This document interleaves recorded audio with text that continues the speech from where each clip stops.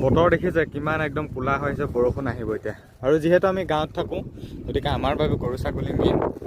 এজনী আমাৰ বগীয়াই সহজ ভাষাত ক'বলৈ গ'লে মানে কিছুদিনৰ পাছত হয়তো বগীয়াই পোৱালি দিব।